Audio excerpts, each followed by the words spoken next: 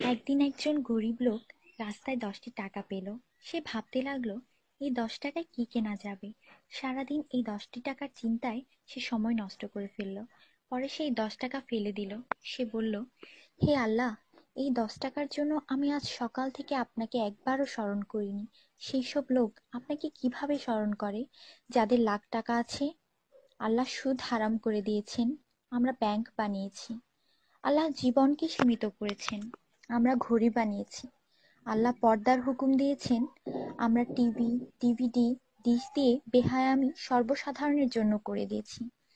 আল্লাহ বলেন, কোরআনে তোমাদের সফলতা, আমরা অক্সফোর্ডের বইকে সফলতা বানিয়ে নিয়েছি। আল্লাহ মিথ্যা বলা নিষেধ করেছেন, আর আমরা এপ্রিল ফুল পালন করা শুরু করে দিয়েছি। আল্লাহ বৃদ্ধ বয়সে মা বাবার সেবা করতে বলেছেন, আমরা বৃদ্ধাশ্রম বানিয়ে ফেলেছি। আজ মুসলমান এই জন্য দুশ্চিন্তায় যে যাকে খুশি করার তাকেই তো রাগিয়ে ফেলেছি। দয়া করে সবাইকে ফরওয়ার্ড করুন, কারণ নেকির দাওয়াত দেওয়ায় নেকিকারীর সমান সওয়াব পাওয়া যায়।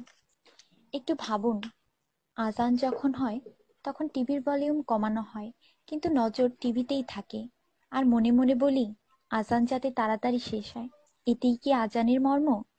আপনি নিজে আপনার মনকে প্রশ্ন করুন।